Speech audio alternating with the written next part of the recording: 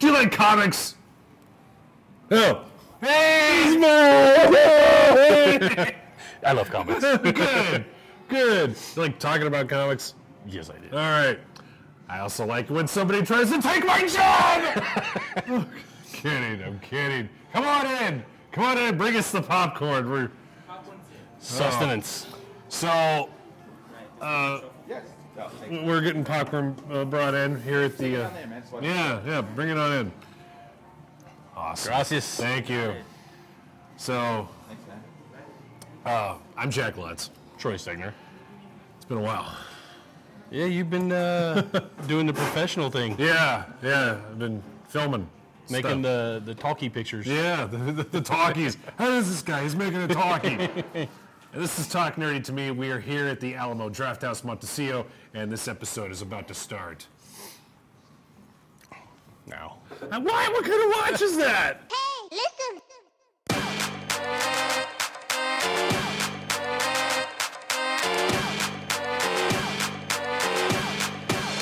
Get nerdy with me. Tell me what game that you get on. Is it card or read? What kind of class do you play, girl? In an RPG? Cause I know what them elf girls need. From WoW to... The topic of discussion for all you comic book fans out there, and hello to everybody on our Facebook live stream with El Paso Comic Con. We will talk about that in a later episode here. Topic of discussion. Brian Michael Bendis right off the bat. Going to be starting fire. He went into Action Comics 1000. 1000, Troy. With him, I've noticed fans are either they love him or they absolutely hate him. There's really not any gray area with this guy. Yeah, I remember, we've talked about this to a great extent before. You're right. You're very, very right. There's pieces of his work that I have loved with Marvel. There's pieces of his work that I absolutely adored. I think one of his best bits of work, if you haven't read it yet, was Torso, and that was with Image Comics. He wrote, that was way back. Yeah, he wrote and he even drew that comic, and that is about one of the first ever serial killers in America. You definitely have to check that out. It's about the Torso Killer, and it has Elliot Ness from the Untouchables. Yes. From the Untouchables, he's also in it. So, his Marvel work, it's so... I feel that it's always been very anticlimactic, his Marvel stuff. What was your favorite Marvel storyline of his? Okay, his Daredevil work... I was going to say, I love Daredevil. Daredevil work was good. Was it Secret Invasion? Yes, he did yeah, Secret Invasion, and I'm trying not to look down at the paper. I remember, Secret Invasion was very anticlimactic, but... Great concept. Yeah, great concept. The ending just wasn't there. I like what he did with Norman Osborn towards the end of that series run, where Norman eventually became leader of his own group, the Thunderbolts, and... here he is, he's donning the Iron Man costume, and that all came from Brian Michael Bendis, but I always felt that the sizzle, his sizzle was always better than the steak itself. It's an old sales term there. Yeah, I can't disagree with that. Yeah, But he helped transform so many Marvel characters. The Ultimate Universe is pretty much him. Yeah. Not only the Ultimate Universe one, I don't mean to cut you off there, but one thing that came to mind that he did was when he did the New Avengers, and he really brought Spider-Girl really back into the forefront. Right. I thought he did a really good job with that. He likes to punk Wolverine a lot, so I don't like He likes to kill characters. He killed Hawkeye. He loves to kill. He killed Hawkeye. I will say this. The coolest thing that he's ever done, if you're a big fan of his Avengers run, is when the Sentry took Carnage, brought him up into space, ripped him in two. That was his own experience working in a comic book store in the 90s, and everybody was just had this hard-on over Carnage when the Maximum Carnage storyline was He was the running. hottest thing for a while. Yeah, and he just really wanted to just Toma, own it, eat it, all you 90s, lover fanboys. So I thought that was cool. But here he is now, Troy. DC's been making all the right moves now, and now they bring in Bendis for Action Comics as he replaces Dan Jurgens. Lured him because he was Marvel for All the 20 way. plus years. That was Marvel's favorite son. Yeah. So and DC told him, hey, we'll print some of your Jinx World stuff, and we'll give you. Here's our characters. Pick one.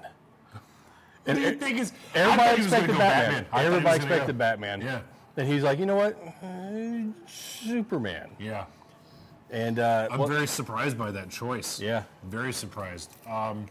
So it's going to be an amazing duo. It's going to be Bendis and Lee. Did you read Action Comics 1000 yet? Yeah, I've read 1,000. I got like 3 copies of it. Was there like 10 stories in it? The 80-page giant, and you finally realize that Superman is indeed immortal. And then Bendis' story is at the very end. And it leads into his upcoming run. With a new character even. Yeah, the new character that was just beating the crap out of Superman. So yeah.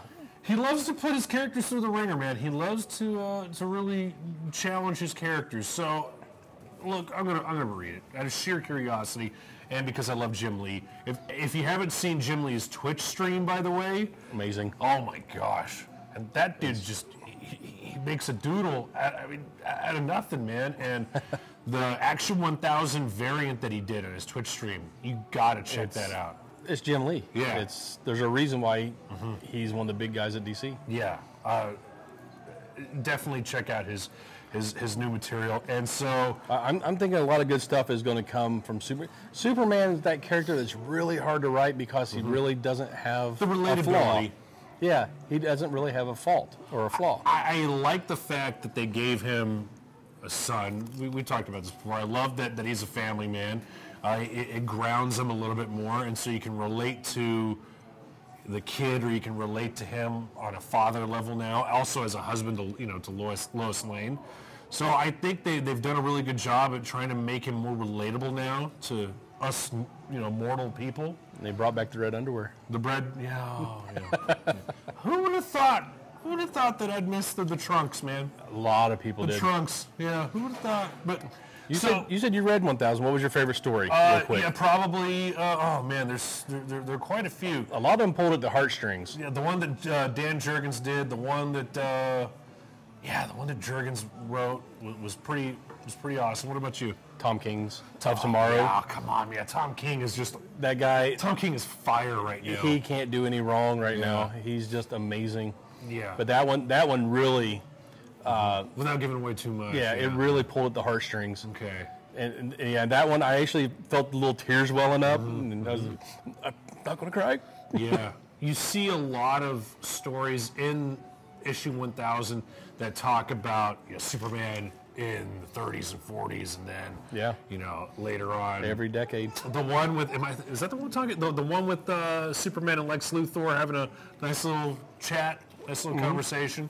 That was really cool too. Like I said, the one where you find out that he's immortal, where he's saying goodbye to Earth. Yeah. And he's taken off, and you find out that Lois Lane is taking an immortality pill to stay alive that tastes like grape.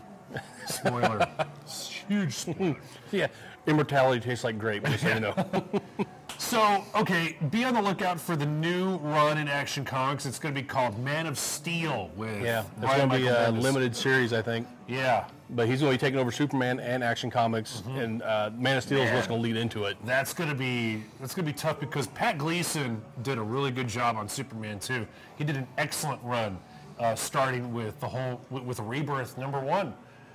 Gleason did a great job. Doug Mankey did a really good job on Superman. So to see Bendis really take the reins entirely on the character, we'll see how that goes. Let us know what you think in the comment section. Facebook Live, if you're following us, stalking us here too. You can follow us on Twitch. You can follow us on iTunes. You can follow us on with the El Paso Herald Post, YouTube, the Talk Nerdy to Me Facebook page. I think yeah. El Paso Herald Post, you got with burnt bacon. Burnt bacon. And big thanks to the Alamo Draft House Montecito for housing us, and a big thanks to Raywork Productions. So on to the next one. Thank you for tuning in to Talk Nerdy to Me. I'm Jack Lutz. Troy Stegner. Good night. Sleep tight. Hey, listen.